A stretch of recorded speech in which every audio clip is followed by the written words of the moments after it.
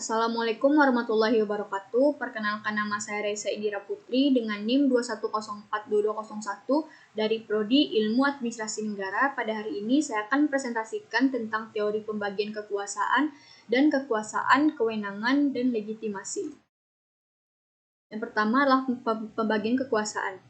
Secara harfiah, pembagian kekuasaan adalah proses menceraikan wewenang yang dimiliki oleh negara untuk memerintah, mewakili, mengurus, dan sebagainya menjadi beberapa bagian legislatif, eksekutif, dan yudikatif untuk diberikan kepada beberapa lembaga negara untuk menghindari pemusatan kekuasaan atau wewenang pada satu pihak atau lembaga. Suprastruktur dalam teori pembagian kekuasaan. Istilah suprastruktur politik berasal dari gabungan kata supra artinya atas, struktur artinya bangunan, atau tata hubungan, dan politik artinya kekuasaan. Jadi suprastruktur politik merupakan bangunan atau tata hubungan kekuasaan yang dipandang sebagai pembagian kekuasaan secara horizontal fungsional yang ada dalam negara yang bersangkutan, yaitu merupakan mesin politik resmi atau mesin politik formal, yaitu bidang kekuasaan negara atau pemerintahan yang terdiri dari kekuasaan legislatif, eksekutif, dan yudikatif.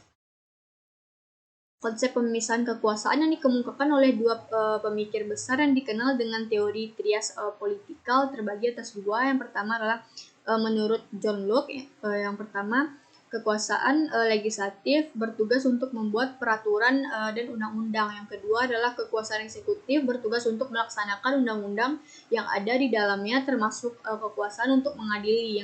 Dan yang terakhir adalah kekuasaan federatif. Tugasnya meliputi segala tindakan untuk menjaga keamanan negara dalam hubungan dengan negara lain seperti membuat aliansi dan sebagainya. Yang kedua adalah menurut Montesquieu. Yang pertama adalah kekuasaan legislatif bertugas untuk membuat undang-undang. Yang kedua adalah kekuasaan eksekutif bertugas untuk menyelenggarakan undang-undang, dan yang terakhir adalah kekuasaan yudikatif bertugas untuk mengadili atas pelanggaran undang-undang. Kekuasaan, kewenangan, dan legitimasi. Yang pertama adalah kekuasaan. Kekuasaan adalah kemampuan seseorang atau sekelompok manusia untuk mempengaruhi tingkah laku seseorang atau kelompok lain sedemikian rupa sehingga tingkah laku itu menjadi sesuai dengan keinginan dan tujuan dari kelompok yang mempunyai kekuasaan itu. Sumber kekuasaan terbagi atas dua. Yang pertama adalah sumber kekuasaan yang bersifat prosedural, adalah hak untuk memerintah dengan berdasarkan perundang-undangan yang tertulis maupun tidak tertulis. Yang kedua adalah sumber kekuasaan yang bersifat substantif, adalah hak-hak memerintah dengan berdasarkan faktor-faktor yang melekat pada diri sang pemimpin yang bersangkutan seperti tradisi, sakral, kualitas pribadi, dan instrumental. Berikutnya adalah unsur kekuasaan. Yang pertama adalah kemampuan atau kekuatan atau kepemimpinan. Yang kedua adalah kemauan, keinginan dari seorang atau kelompok atau lembaga, dan yang terakhir adalah dalam situasi hubungan sosial. Berikutnya adalah wewenang. Wewenang adalah hak yang dimiliki seorang atau badan hukum. Dengan hak tersebut, seseorang atau badan hukum dapat memerintah atau menyuruh untuk berbuat sesuatu. Wewenang terbagi atas tiga. Yang pertama adalah wewenang tradisional, yakni berdasarkan kepercayaan di antara anggota masyarakat bahwa tradisi lama serta kedudukan kekuasaan yang dilandasi oleh tradisi itu adalah wajar dan patut dihormati. Yang kedua adalah wewenang karismatik, adalah wewenang yang tidak diatur oleh kaidah atau aturan, baik yang tradisional maupun yang rasional. Dan yang terakhir adalah wewenang legal rasional, adalah wewenang yang disandarkan pada sistem atau aturan hukum yang berlaku di dalam masyarakat. Berikutnya adalah legitimasi.